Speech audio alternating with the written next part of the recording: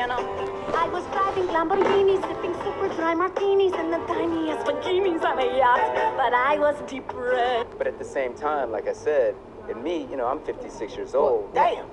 Why? I'm sorry. I do love you. Why are you making so much noise? You are literally so loud right now. I'm sorry, is this bothering you? Yes, you're literally bothering me. I'm literally trying to sleep. Well, you're the one who stopped making YouTube videos to make TikToks that no one will ever see. That makes no sense. As your creativity, you don't care about me. And after having a very long conversation with the creative part of myself, we came to a mutual understanding. Where'd all the time go? It's starting to fly.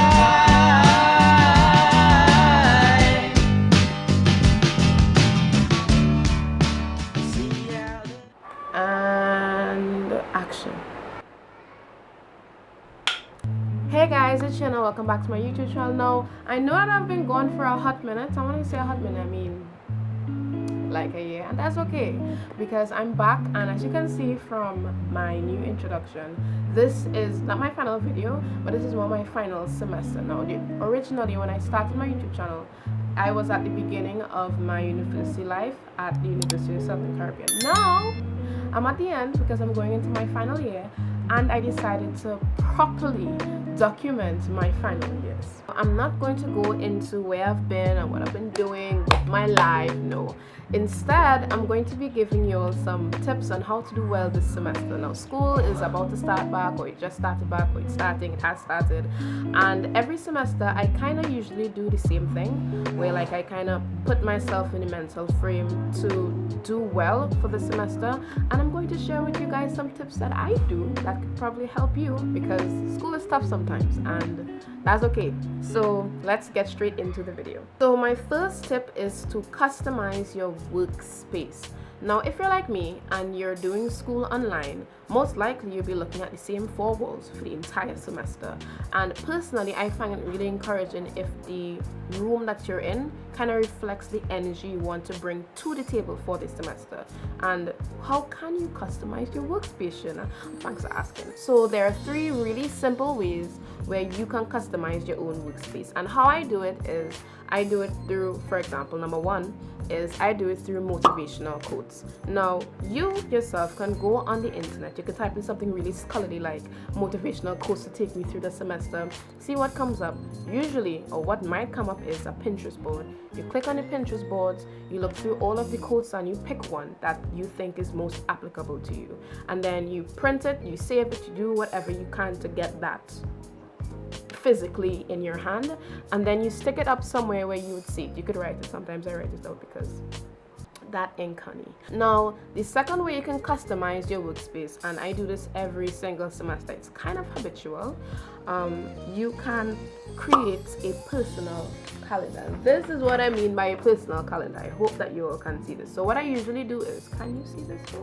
What I usually do is I get a regular sheet of paper and I divide it. So the bottom part is 4 centimeters, the top part is 5 centimeters, so 4 by 5, and I would measure 4 centimeters until I get 7. Is it 7? 1, 2, 3, 4, 5, 6. 1, 2, 3, 4, 5, 6. Sorry. You would measure 4 centimeters until you have 6 lines, and then on this side you'd measure 5 centimeters until you have 3 lines. And then when you're done, you can just add in the days of the week, you can add in the month, and this is really helpful because it helps you keep track of things that actually go on in the semester. So on this specific paper sheet that I have for my personal calendar, I took down from my wall, by the way, I got you, I actually got you. I have important dates here, like mid-semester break, I have the last day to drop a course, I have when courses resume after mid-semester break, and USC usually releases to the students the academic calendar, so you can take a look at your own academic calendar and just go through the important dates that you think that you need to see, because it's one thing to say the last day to drop a class is the 27th. Oh, it's the 27th of September, and then it's like the 20th, but you're not saying is like 7 days from now. Once you could see it, once you could actually see it, I think it will be more helpful for you to kind of keep track and keep up with these important dates that might happen throughout your semester. So the third way you can customize your workspace is you can customize your workspace by writing down your course assessment breakdown on your wall so that you yourself can be reminded of what percentage of what is allocated to what. I feel like I use the word what too much in a sentence, but I think you get what I'm saying. So every single semester I usually do this. I get my course outline, I scroll all the way down to the bottom and see, okay, so 30% is allocated to midterms, 15% is to quizzes, and I just write it down for every single course that I'm taking that semester so that I don't have to call one of my friends up one semester in the semester and I'm like, girl, do you know what percentage for quizzes again? I did so bad. No, it's on my wall. I got it covered. My second tip is to set goals for the semester. Now, every single semester, what I do, and I usually do this in 3 steps as well. Every single semester, I start off by checking my course outline. And why do I check my course outline? I check my course outline because the course outline is like the Bible for that class. It's like the Bible for the course, and because it literally outlines every single thing that's going to happen in the semester. So what I would do is I would go through it thoroughly.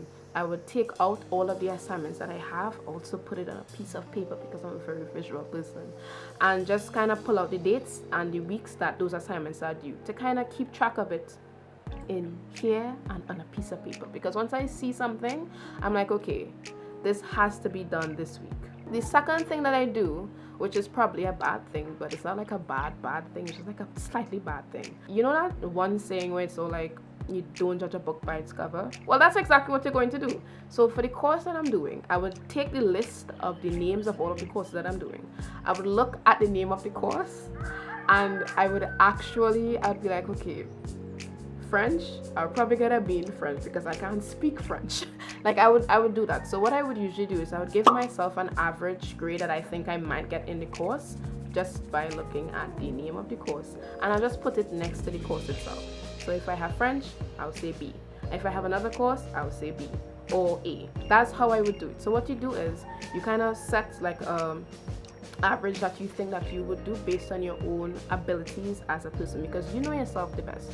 You might say, okay, this is what I might get in this course based on my own knowledge of who I am as a person. So I usually do that every semester, and as the semester in itself progresses, you'll probably be able to adjust the actual grade to something else that's a bit more realistic, because what you're going on is what you think you might get.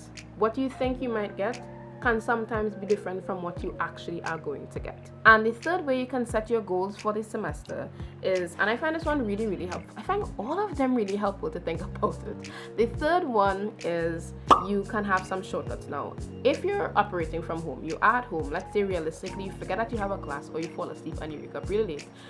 It might take a lot of time for you to manually open your laptop, manually type in your password, and then go on search engine and then type in whatever platform your university uses to have all of its courses on, and I have to look for the link. No.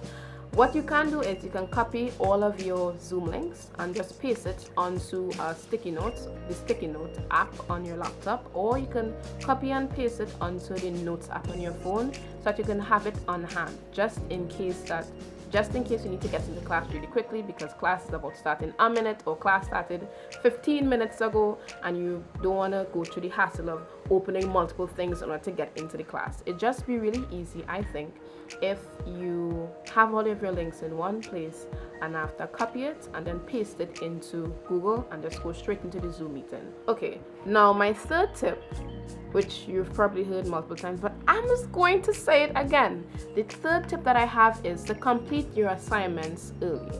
Now, you don't want to be that person who says, I'll complete it tomorrow, because then multiple tomorrows are going to come, and then somehow the day the assignment is due at 11:50, you're going to have a mental breakdown because it's due in 9 minutes and you can't complete an entire assignment in 9 minutes. And if you can't, kudos to you. I can't. Just try to get all of your assignments done on time, because once you get your assignments done on time, it kind of removes the hassle of that doing it right before 11:59 p.m. If you're good at that, that's great. You are lucky. You are one of God's favorites. My fourth tip is to reuse your old notebooks. Reuse it. It's okay. It really is. Like, I have never in my entire lifetime at USC, I've never actually finished an entire notebook. And I could just consistently buy new books because, like, okay, new semester, buy new books. No, don't buy new books. Buy a highlighter to highlight things in your books. Don't waste your money. I wouldn't say waste, but don't spend your money on new books when you could just reuse some of your old books and buy some highlighters and pens. So my fifth and probably my most important tip, which I've said for every single one of my tips, I think, but my fifth and most important tip I have is to have a support system. Having a support system in school is very important. Now, if you're operating physically, you would have most likely been able to walk up to your friends and tell them, guys, I'm having a bad day, fix me, and they would probably make you laugh and make you feel better. But you can't do that right now, or just being in their presence alone might compensate for the bad day that you had, but you don't have that luxury right now. So I would say have a support system, have a group of people, or a person, doesn't have to be a group, have some people to kind of bounce, I wouldn't say a frustration or on, but just talk to them about how you feel about school. Like, have them there to kind of be in the background going, woo, you can do it, you can do it. Because I personally feel like once you surround yourself with these kinds of people who kind of encourage you throughout the semester, whether it's to cry about a course or a bad grade or a test that you didn't do well on, it's okay to have them, because having them is really vital, I think, to like your academic life, because you really do need that kind of support. People to be in your corner, cheering you on and telling you that you can do it.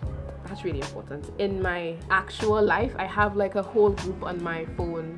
It's called Almost There, and it's where some of my closest friends and I, we talk about school and we encourage each other, and that's my support system. So I'm saying you should probably have one too for this semester. And if you don't have one, I got your back. I actually have you, because what you can do is you can click on you can check the description box down below. There will be a link to a Google form. You can send me your email and I'll make you part of my email list, where I will be sending out inspirational kind of you can do this type of things to your email every Friday until the semester ends. Just to encourage you, to make you aware that you can really and truly do this. If you want to be part of my mailing list, you can just check the description box down below and I will definitely add you to my mailing list. And this Friday I will be sending out, I hope I edit this video before Friday, but this Friday I will be sending out my very first email to all of those who would have added their emails to the Google form in the description box down below. So if you feel like you need that extra motivation, even if you already have that support group and you want like added motivation, like amongst all of the emails for school, you just see you can do this. If you want that, just description box, check it out. So this is the end of the video, and I really hope that you would use some of the tips I think for the semester and just incorporate it into your, at least this semester. Try it, okay? Try to incorporate it into your semester, any one of the tips or all of the tips if you want. And if you do actually do the calendar like this, my calendar like this, you can take a picture of your wall once you've decorated it. You can actually take a picture of your wall, post it as a story and tag me at miss_Shuna and let me see what you did. I hope that it comes out like this. Let me see how you decorated your wall, just to kind of bring in the energy that you want for the semester. So thank you guys so much for watching, and see you next week.